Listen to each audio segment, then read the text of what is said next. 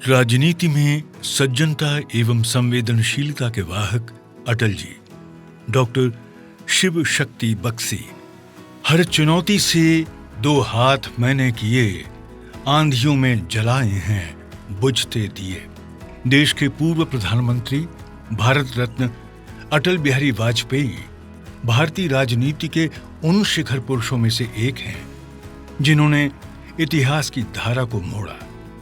देश की राजनीति जब कांग्रेस के वर्चस्व के प्रभाव में थी, तब वैकल्पिक राजनीति का दीपक जलाने का प्रण लेने वाले प्रमुख राजनीतिक योद्धाओं में वे एक महत्वपूर्ण व्यक्तित्व थे। जनसंघ काल से ही जम्मू कश्मीर के पूर्ण एकीकरण से लेकर स्वदेशी स्वावलंबन, शिक्षा का भारतीयकरण, चुनावों में सुधार आदि विषयों को प्रखरता से उठाते हुए देश पर जब आपातकाल थोपा गया, उस समय लोकतंत्र की रक्षा का संकल्प लेकर कारावास जाने वालों में वे अग्रणी थे।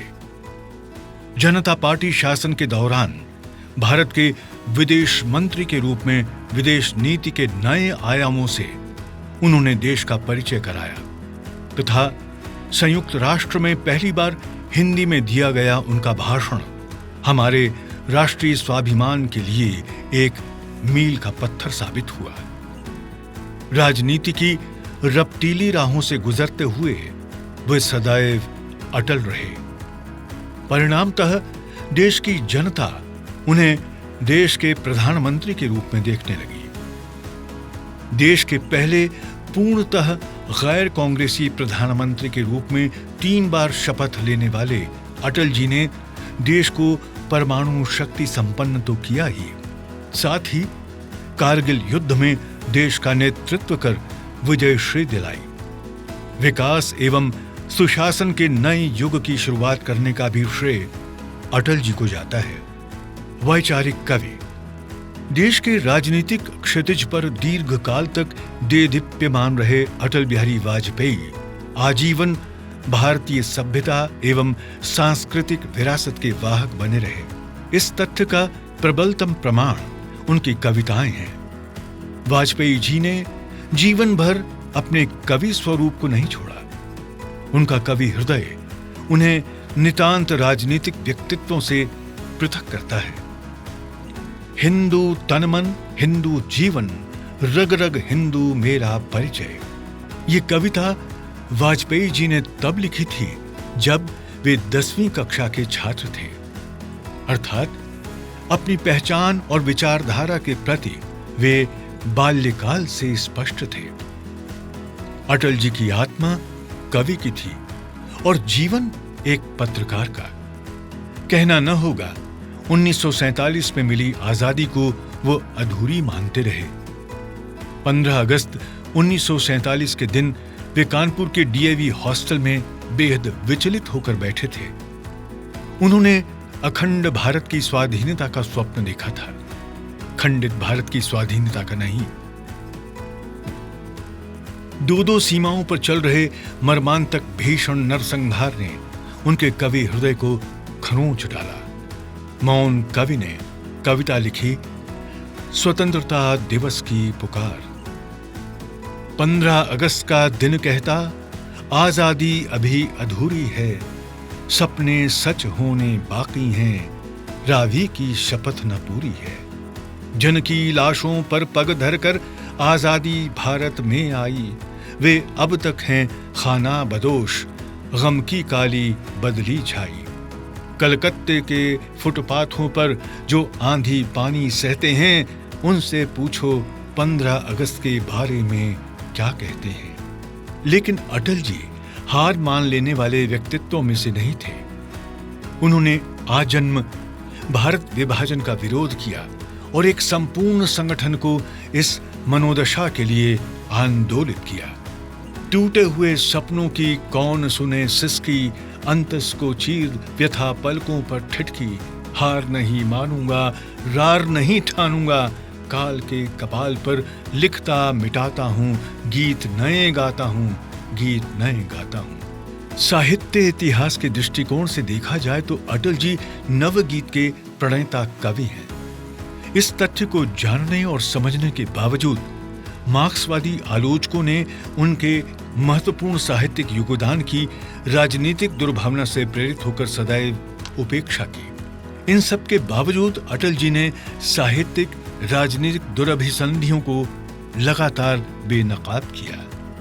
बेनकाब चेहरे हैं, दाग बड़े गहरे हैं, टूटता तिलस्म आज सच से भय खाता हूं, गीत नहीं गाता हूं, गीत नहीं गाता हूं। मूल्य एवं सिद्धांत की राजनीति के प्रवर्तक। राजनीति के क्षेत्र में रहते हुए उन्होंने कभी सत्ता की आकांक्षा नहीं की, बल्कि वे निरंतर राष्ट्र सेवा की चुनौतियों को स्वीकार करते रहे।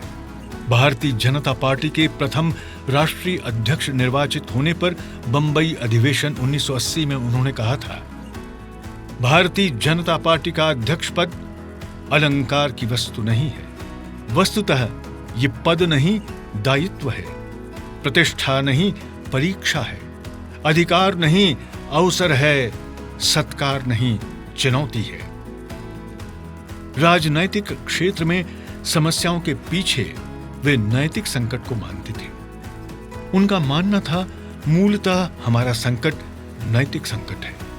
हमारे सार्वजनिक जीवन का सबसे बड़ा अभिशाप ये है कि नैतिक मूल्यों का स्थान स्वार्थ सिद्धि एवं स्वार्थ सिद्धि के साधन के रूप में सत्ता प्राप्ति ने ले लिया है।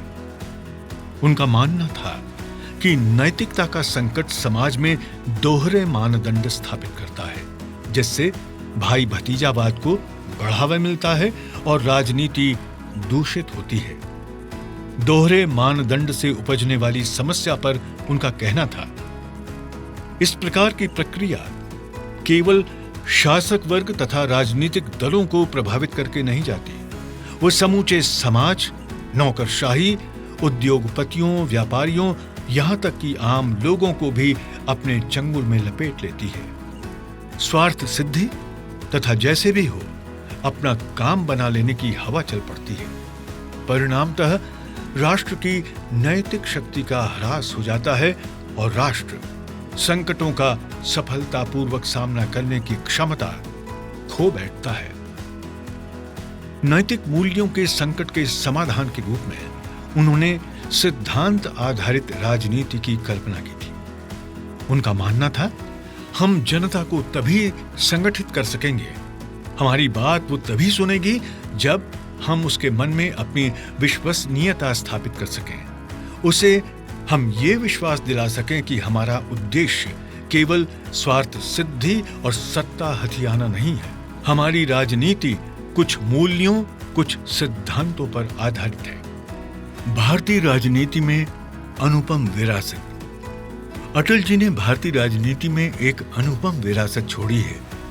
वे दरअसल वास्तविक भारत और इसकी लोकतांत्रिक परंपरा, जिससे राष्ट्र के सांस्कृतिक सामाजिक आधार की रचना हुई है, उसके सच्चे साधक थे। जहां एक ओर वे राजनीतिक दल एवं उसके बाहर तथा शासन व सरकार की लोकतांत्रिक कार्य पद्धति पर विश्वास रखते थे, वहीं दूसरी ओर जब देश पर आपातकाल थोपा गया, तब इसका मुखर विरोध करने वालों में वे अग्रणी रहे।